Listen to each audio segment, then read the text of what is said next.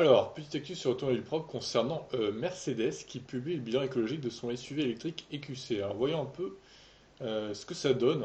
Je serais curieux de savoir pour ce gros SUV quand même qui pollue plus à sa construction, je pense, que des petites Zoé ou des i208. Donc, voyons.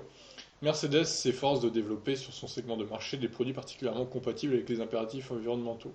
C'est par cet engagement solennel, qui pourrait s'apparenter à du greenwashing, que le constructeur de Stuttgart introduit le rapport consacré à l'impact sur l'environnement de l'EQC, son premier SUV électrique. Alors, commercialisé depuis juillet 2019, l'EQC vient de passer sous la loupe d'un bilan environnemental à 360 degrés, explique Mercedes, en ajoutant que son objectif est de proposer d'ici 20 ans un catalogue de voitures neuves neutres en carbone.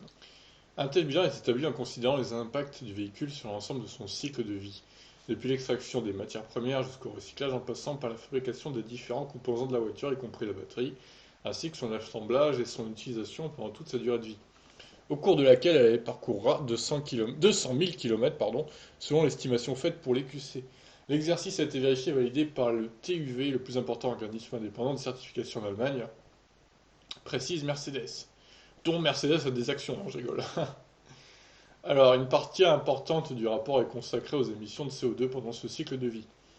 Il apparaît que pour les QC, 51% des émissions interviennent pendant l'étape de la fabrication. Mercedes reconnaît que la production des cellules est intensive en énergie. Actuellement, 16,4 tonnes de CO2 sont émises pour la fabrication des QC. C'est beaucoup. C'est vrai que c'est beaucoup là.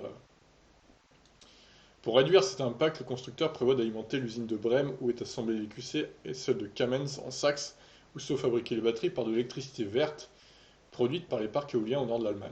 Le constructeur affirme être le plus important client industriel de ces parcs et déclare poursuivre un objectif de neutralité carbone pour toutes ses usines d'ici 2022. Il incitera aussi ses sous-traitants et ses équipementiers qui lui fournissent des composants à faire de même. C'est bien s'ils y arrivent. Pour l'instant, c'est loin d'être le cas. Pendant l'utilisation de la voiture au cours de sa durée de vie, la provenance de l'électricité utilisée pour recharger la voiture jouera un grand rôle sur les émissions de carbone. Si l'on fait l'hypothèse que la voiture est alimentée par le mix électrique européen, 16 tonnes de CO2 supplémentaires seront émises tout au long des 200 000 km parcourus, soit au total 32,4 tonnes. Toutefois, si les propriétaires de l'EQC prennent soin d'alimenter sa batterie d'électricité verte produite par exemple par son installation solaire, seulement 0,7 tonnes supplémentaires de CO2 sera émise au cours de sa durée de vie, soit 17,1 tonnes au total sur l'ensemble du cycle de vie. Effectivement, ça change la donne, hein, putain. En utilisant une énergie propre pour recharger les batteries, l'empreinte carbone de l'EQC peut être pratiquement divisée par deux. Commente Mercedes, qui précise qu'alors cette empreinte sera 70% seule inférieure à celle d'un véhicule à moteur thermique d'une gamme similaire. Oui, d'un gros SUV bien lourd, quoi. Alors, le bilan environnemental de l'EQC s'est aussi intéressé à l'utilisation des ressources pour sa fabrication. À vide, ce SUV pèse 2 tonnes 420. L'acier représente 39% du poids, les alliages légers 23% et les plastiques 10%. Un des projets du groupe est de réduire significativement l'utilisation de ressources primaires et les impacts environnementaux des matériels utilisés. Mercedes cite un objectif de réduction de 40% des ressources primaires utilisées pour la fabrication du groupe motopropulseur et de la batterie. Pour y arriver, l'utilisation des matériaux économes en ressources tels que les plastiques recyclés et les matières premières renouvelables sera privilégiée. À titre d'exemple, les tissus utilisés pour les QC sont entièrement fabriqués à partir de bouteilles en plastique. Ah ouais, ok. D'autres plastiques recyclés sont utilisés pour le revêtement du logement de la roue de secours par exemple, ou pour le plancher du compartiment moteur. Des matières premières renouvelables telles que le chanvre, le kénaf, la laine et le papier sont également employés. Alors le chanvre et le kénaf, je ne sais pas ce que c'est personnellement, si vous savez vous. Le plancher du coffre est par exemple constitué d'un nid d'abeilles en papier.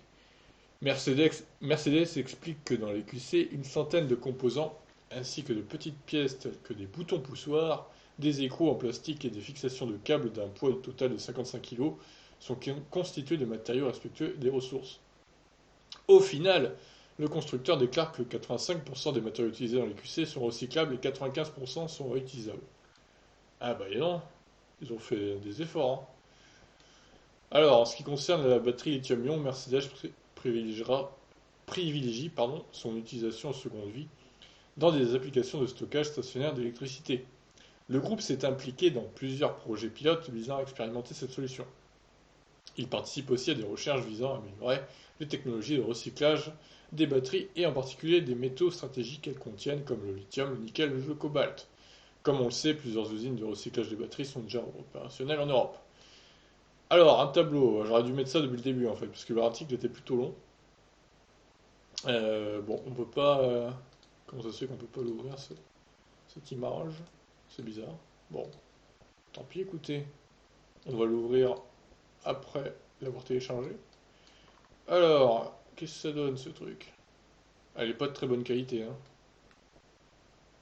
C'est dommage. Du coup, ambition 2039, CO2, d'accord. En 2039, il va y avoir une flotte de voitures neutres en CO2, d'accord. Ah ben, c'est dans 20 ans, donc bonne chance à vous, j'ai envie de vous dire.